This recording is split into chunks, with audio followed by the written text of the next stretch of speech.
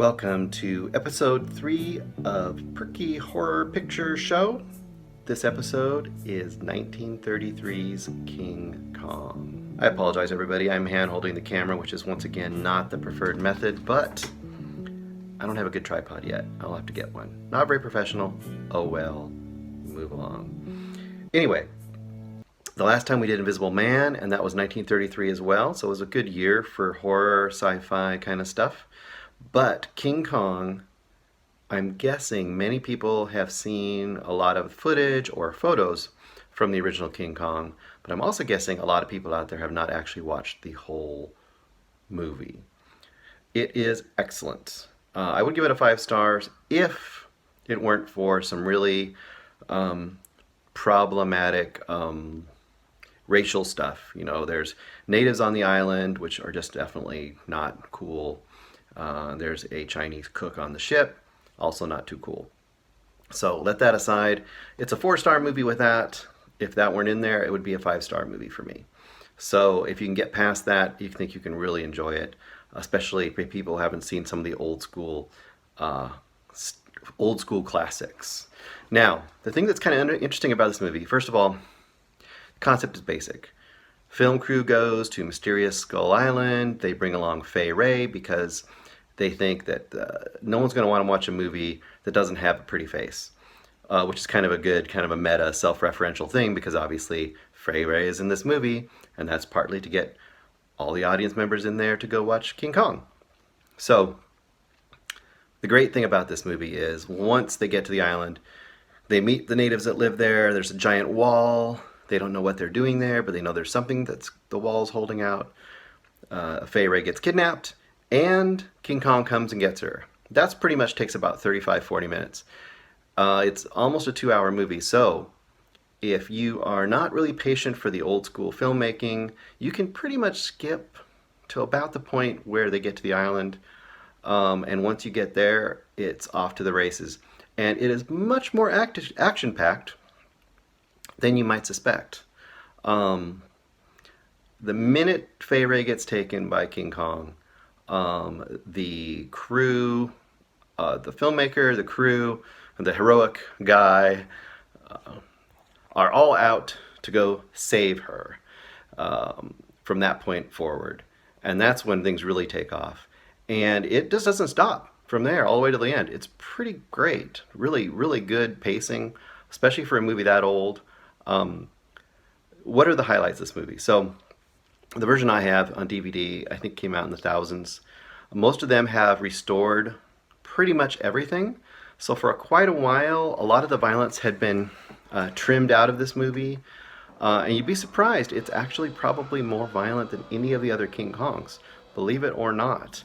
You know, it's not really gory because it's old school violence. But you might be kind of surprised by how many people get killed in this movie. It also has the infamous scene where King Kong, at some point with Fay Wray, he picks her up and you don't know what he's going to do, and he actually kind of knocks some of the clothing off of her. She doesn't get naked or anything, but for those days it was very risque, and he's tickling her and stuff. It's a very weird scene, but you can see why that the censors cut it out, and then it's interesting they put it back in. So the stop motion effects are mostly credited with Willis O'Brien, and they are incredible, especially for that time. If you're not into stop motion, you think it looks cheesy, this is not for you. Me, on the other hand, I grew up, and my favorite movie until I was, 10 or 11, maybe until I was a teenager, was Jason and the Argonauts, which infamously had Ray Harryhausen's great work. Anyone who knows who Ray Harryhausen is, he kind of was the first special effects person to become a name to a more general public. He did, of course, the 7 Voyages of Sinbad, all these Sinbad movies.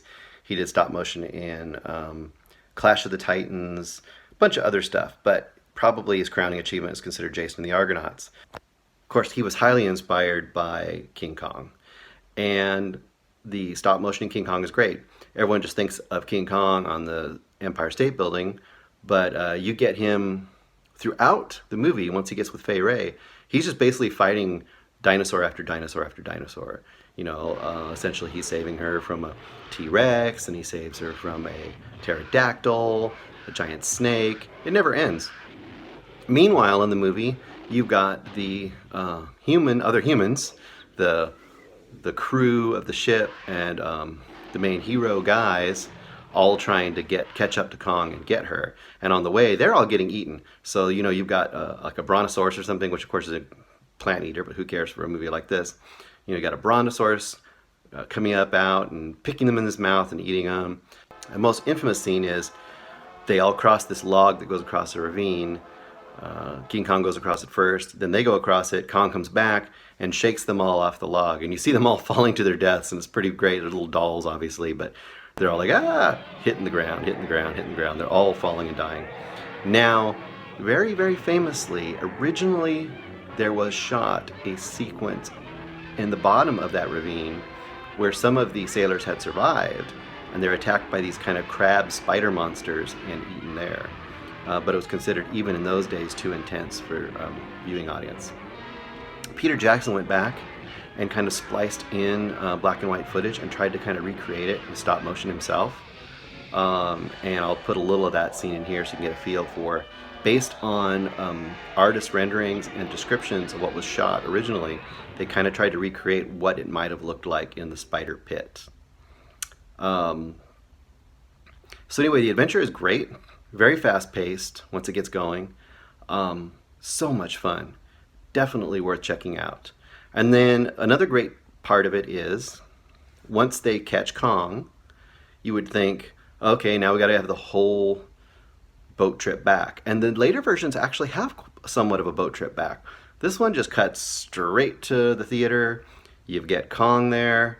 He's all in shackles. They're showing him off to all the rich people. And of course he escapes. And once he escapes, he's rampaging through New York. The whole idea is he's looking for Fay Wray. I call her Fay Wray. Her actual character in the thing is Ann Darrow. But everyone knows her as Fay Wray, so let's call her Fay Wray. Here's another scene that was cut originally and brought back because it was considered too violent. So he's climbing around the buildings looking for Fay Wray, causing havoc as he goes. And at one point he reaches into a building and pulls out a woman who is sleeping. He thinks it's Fay Wray. And it's not, it's some other lady. And you got this picture of him like dangling her, holding her up. I'll clip it in here. This was cut because it was considered too shocking. And even now when you watch it, it's like, oh my gosh, that poor lady. She gets dangled out of the building, and King Kong's looking at her like, oh, not the right one, and just lets her go. It's like terrible. Anyway, of course, there's the infamous final scenes, and he climbs up the Empire State Building and all that good stuff. Great movie, great fun.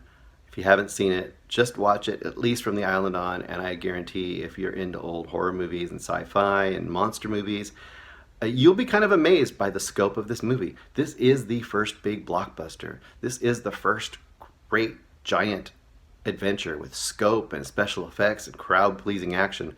I mean, there is nothing like it at the time. It was amazing to audiences. And even now, looking at it, there wasn't much else like it for quite a while. And there were big budget movies and there was big spectacles. A lot of them were like biblical spectacles. But there was nothing really adventurous and this big. I really want to say, I mean, until Star Wars? Jaws? I mean, it was a long time before something this big and this, kind of effects-laden and action-packed really hit the screens onto this kind of scope. A couple other things, connections with Rocky Horror Picture Show. Of course, that is the inspiration of this whole little series. I will put in here the RKO opening, and that is exactly parodied in the Rocky Horror Picture Show. And the whole final floor show sequence of Rocky Horror Picture Show has elements of King Kong. And in a sense, Frankenfurter is Beauty and the Beast at the end of Rocky Horror Picture Show. And he climbs up the tower and that whole thing. So it's obviously King Kong was a huge, huge influence on pretty much every fanboy, fan woman, filmmaker, special effects person to come for years and years and years and years. So hopefully you enjoyed that little bit about King Kong. I think our next movie is It Came from Outer Space. If I'm wrong, I'm sorry. The next one is definitely one I don't think I've ever seen. So I'm curious to see what it's like. Everything else, I think everything else I've either seen or seen parts of in my life. But I don't think I've seen It Came from Outer Space. See you soon.